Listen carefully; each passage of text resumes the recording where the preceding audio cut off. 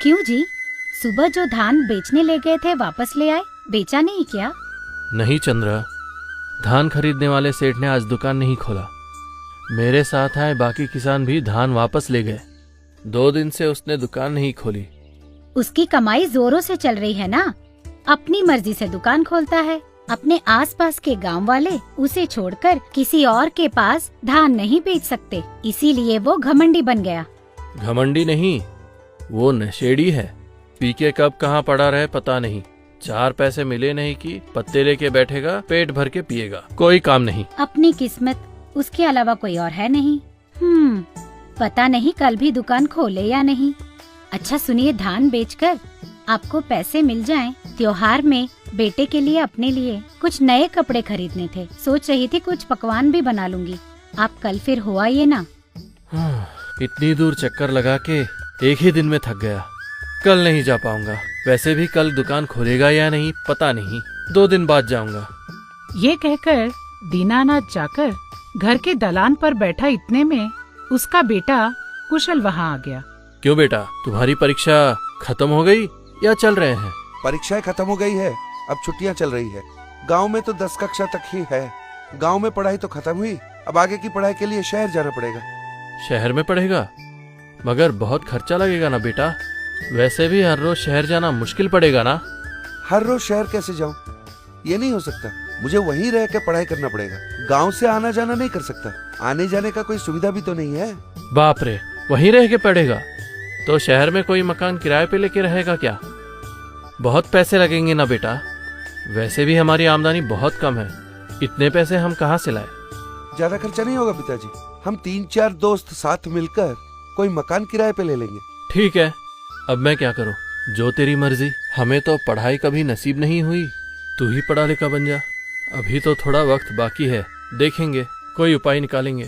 माँ त्योहार में नए कपड़े लेने को कह रही थी। आप पैसे दोगे तो मैं दोस्तों के साथ जाके खरीद लूंगा। कैसे कपड़े बेटा? धान अभी बिका नहीं और वीरू ने आज फिर से दुकान नहीं खोला। पता नहीं कल खोले कि नहीं। वैसे भी कल मेरे से जाना नहीं होगा, तू चला जा। कल वीरू के दुकान पर धान उतार देना और पैसे ले आना। 50 बोरियां हैं, 5 रुपए बोरी के हिसाब से 250 रुपए देगा। इसके बाद कुशल दूसरे दिन सुबह धान लादकर वीरू के दुकान जाने के लिए निकल पड़ा। अरे बाप रे, कितना दूर है। अभी 1 घंटा और जाना पड़ेगा। मेरे किसी दोस्त को साथ ले आता तो अच्छा होता, बातों बातों में रास्ता कट जाता। कुछ देर बाद कुशल वीरू की दुकान तक पहुंच गया, पर वीरू का दुकान फिर से बंद था। भाई साहब, वीरू जी ने अभी दुकान नहीं खोला। दोपहर तक दुकान नहीं खोलेगा, कैसे चलेगा? आज दुकान खोलेंगे भी कि नहीं? 3 दिन हो गए उसे दुकान खोले हुए। वो किस वक्त दुकान खोलेगा कि भी नहीं ये पता नहीं। पियक्कड़ आदमी है, कौन जाने पीकर कहाँ पड़ा है। तो फिर आज भी मेरा सारा धान मुझे घर वापस ले जाना पड़ेगा क्या? क्या करोगे? आसपास के गांव वाले इसके वजह से बेजार हो रहे हैं। इसके अलावा कोई और है भी तो नहीं। तो आज भी पैसे नहीं मिलेंगे। ये अकेला है इसलिए इसका धंधा चल रहा है। एक काम करता हूँ, अगर मैं शहर की तरफ जाऊं तो जितनी दूर मैं अभी आया हूँ उतना दूर जाना पड़ेगा। जो होगा सो होगा। आज तो पैसे लेकर ही घर लौटूंगा। थोड़ा हिम्मत धरता हूँ और शहर चलता हूँ। ये सोचकर कुशल फिर धान बेचने के उद्देश्य से शहर की तरफ निकल पड़ा। अच्छा सेठ जी, 50 बोरे धान है मेरे पास, आपके पास बेचने आया हूँ। लगता है काफी दूर सफर करके आए हो। कौन सी गांव से आए हो तुम? हाँ, बहुत दूर सफर किया है। दुर्गापुर गांव का हूँ। क्या कहा? दुर्गापुर से आए हो? बहुत दूर से आए हो। हाँ सेठ जी, मेरे 50 बोरी आप खरीद लो और पैसे दिलवा दो तो मैं घर की तरफ चलूं। वापस उतना दूर जाना है।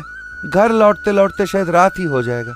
ठीक है, बोरी के 6 रुपए के हिसाब से 300 रुपए दे रहा हूँ, पर बोरियां उतारने के लिए आज कूली तो है नहीं मेरे पास। तुम ही इन्हें उतार दो, 5 रुपए और दे देता हूँ। अरे ये कौन सा मुश्किल है, उतार देता हूँ। फिर कुशल ने शहर के उस सेठ को धान बेचा, पैसे लिए और अपने घर की तरफ निकल पड़ा। अरे वाह, शहर मैंने कितना अच्छा काम किया। शहर तक मेरे आने से मुझे आज 55 रुपए का फायदा हुआ है। यानी कि वो वीरू बाबू हमसे बोरियां 5 रुपए में खरीदता था और शहर में उन्हें 6 रुपए में बेचता था। अब उसे मुनाफा अच्छा मिलता था तो आंखें चौधा गई। मन मर्जी से दुकान खोलता था या फिर दुकान बंद ही कर देता था। 4 पैसे आ गए तो नशेड़ी बन के घूम रहा है। अब तो नए कपड़ों के लिए माँ से पैसे मांगने की जरूरत ही नहीं है। मुझे जो मुनाफा हुआ है खुद के कपड़े खरीदने के बाद माँ बाबू जी के लिए भी नए कपड़े खरीद सकता हूँ। सोचते हुए जब तक वो गांव पहुंचा, शाम हो गया। चबूतरे पे कुशल को अपना दोस्त योगी मिला। हमें सिनेमा जाना था ना, सुबह से दिखा ही नहीं, कहाँ घूम रहा था? धान बेच के पैसे लेके लौट रहा हूँ, इसलिए मिल नहीं पाया। यानी कि पैसे मिल गए तो कल चले सिनेमा फिर। सुन, इस बार टिकट मैं नहीं तू निकालेगा, समझा? ठीक है चल, मेरे पैसे से मैं तुझे सिनेमा ले चलता हूँ, चलेगा?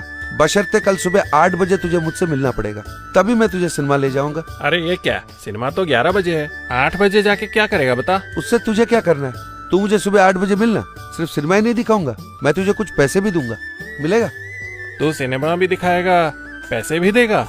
क्यों भाई, कोई पैसों का पेड़ उगा है? ठीक है, कल सुबह 8 बजे मिलता हूँ, देखता हूँ तो अपनी बात पर कितना खरा उतरेगा। इसके बाद कुशल चबूतरे से अंधेरा होते होते अपने घर पहुंचा। क्यों कुशल बेटा, इतना समय क्यों लगा? मैंने सोचा दोपहर तक आ जाएगा, रात तक क्या कर रहा था?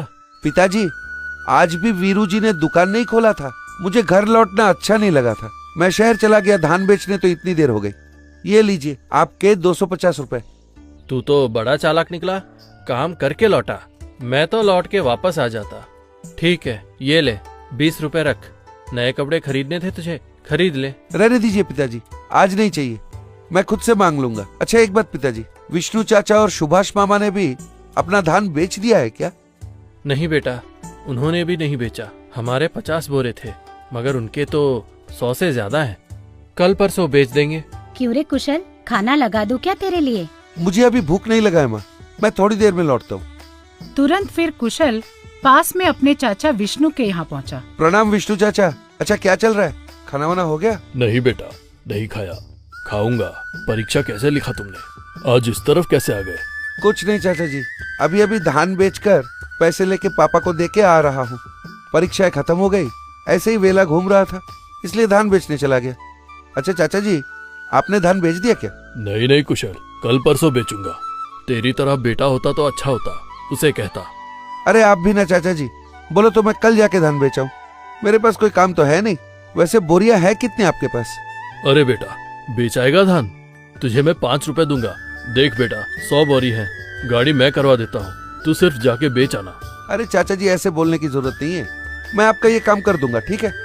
कल सुबह 7:30 बजे तक तैयार रहिएगा। अब 100 बोरिया है तो हमारी गाड़ी भी ले आए क्या? ठीक है, 50 तेरी गाड़ी में, 50 मेरी गाड़ी में लाद देना, पर दूसरी गाड़ी हाकेगा कौन बता? है मेरा एक दोस्त हाँक लेगा। अच्छा मेरी गाड़ी ला रहा हूँ तो 5 रुपए और लगेंगे, देख लो। मेरे लिए नहीं, बैल को दाना देना होगा ना। कौन सी बड़ी बात है, तू 5 की जगह 7 रुपए ले ले, ठीक है? फिर दूसरे दिन सुबह 7:30 बजे तक 2 बैलगाड़ियों में धान की बोरियां लादकर मंदिर के पास कुशल अपने दोस्त योगी का इंतजार करने लगा। कुछ देर बाद योगी आ पहुंचा। तूने वक्त बता